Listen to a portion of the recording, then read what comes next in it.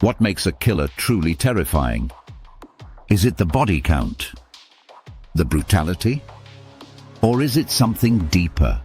The power to control millions of people without ever stepping into their lives?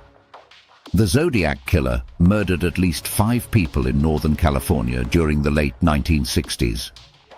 But his true weapon wasn't a knife or a gun. It was fear. And he didn't just kill people. He hijacked the media, manipulated the public, and turned himself into one of the most infamous figures in American history. This isn't just a story of crime. It's a story of psychology. The Zodiac Killer understood how headlines could become hostages and how fear could echo louder than gunfire. It began in December 1968 on Lake Herman Road. 2 teenagers, David Faraday and Betty Lou Jensen, shot dead in their car. 7 months later, another couple attacked at Blue Rock Springs. 1 victim survived, describing the shooter.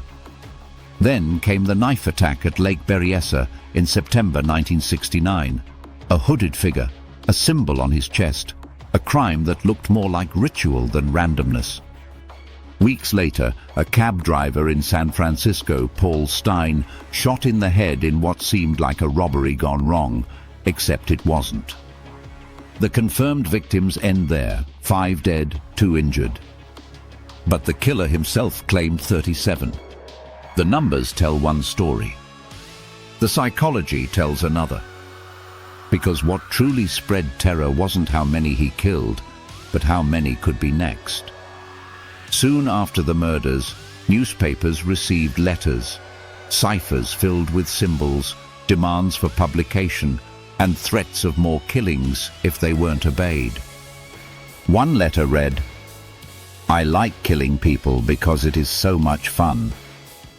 Others included bizarre ciphers that promised to reveal his identity. Some were cracked. Some remain unsolved to this day. The killer wasn't content to strike in the dark. He wanted to be heard, to be believed.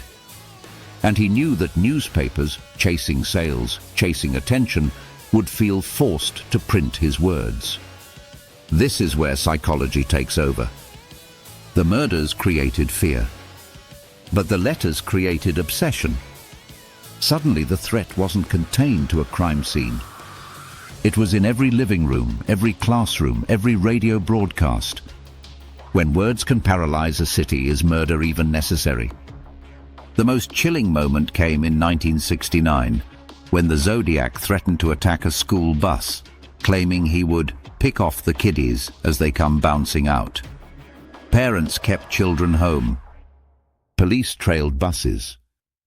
The city braced for horror. It never happened. But that's the point. The psychology of fear doesn't require action. It requires imagination. By forcing people to picture the worst, Zodiac multiplied his reach without firing a shot. This is what psychologists call fear appeal. The threat of terror, unpredictable, uncontrollable, impossible to avoid, can be as powerful as terror itself. And it worked. San Francisco froze. At the core of the Zodiac myth were the ciphers. Strange symbols arranged in grids, some solved within days, others cracked only decades later, and some still unsolved. Each new code dangled a promise: the truth is in here. Yet every time the truth slipped away. This is intermittent reinforcement, one of the most powerful psychological triggers. It's the same principle slot machines use. If you win just often enough, you keep pulling the lever. The public kept decoding, hoping for meaning. And even when the meaning wasn't there, the obsession grew. The Zodiac understood this. He didn't just kill. He gamified fear. Here's where the cycle locked in. The Zodiac would send a letter. The media would publish it. The public would panic. The police would respond. And the killer would feel more powerful. It was a self-feeding system, a loop where attention itself became oxygen for power.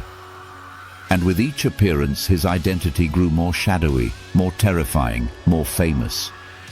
When fear itself makes you famous, who's really in control? The killer or the people giving him attention? The Zodiac Killer didn't just commit crimes. He engineered fear by pulling on psychological levers that most people didn't even realize were being used against them. One of the most powerful was authority bias. His letters weren't graffiti on a wall, they were printed in respected newspapers. And once something appears in the pages of a trusted publication, it carries weight. His threats felt more real simply because of where they appeared. He also exploited the availability heuristic. The statistical risk of being attacked by Zodiac was almost zero. But because his story dominated headlines and radio broadcasts, people felt the danger was everywhere. The easier a threat is to recall, the more likely our minds are to believe it could strike again. Another weapon was uncertainty. How many people had he really killed? What did the ciphers mean? Would he strike again tomorrow? Our brains fear the unknown more than the known, and Zodiac made sure the unknowns outnumbered the facts. Fear also spread through social proof. When schools changed bus routes, when parents kept children home, when police publicly trailed school buses, it created a collective sense that panic was the rational choice. Even those who doubted him became convinced simply because everyone else was acting afraid. The unpredictability of his communication added another layer. Some letters included threats, others didn't. Some were followed by action, others weren't. This pattern mirrors variable ratio reinforcement, the same mechanism that keeps gamblers hooked at slot machines. The uncertainty made every new message impossible to ignore. He also understood the power of symbols. The hood, the crosshair logo, the cryptic ciphers, these weren't random flourishes. They were a kind of branding, designed to bypass reason and carve his identity into memory. Long after the details of the crimes blurred, the symbol of the crosshair remained burned into the public's imagination. Perhaps his most manipulative tactic was the illusion of control.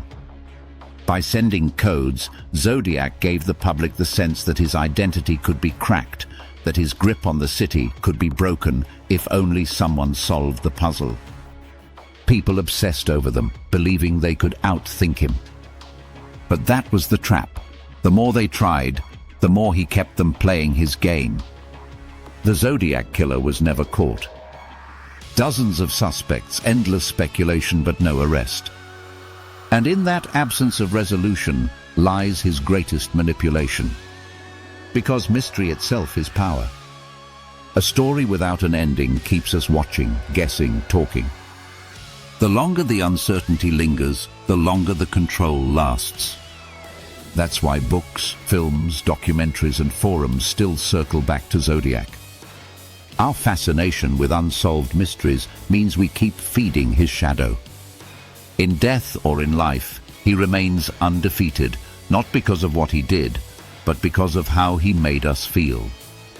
Do you think the Zodiac's real power came from his crimes, or from the way he manipulated the media?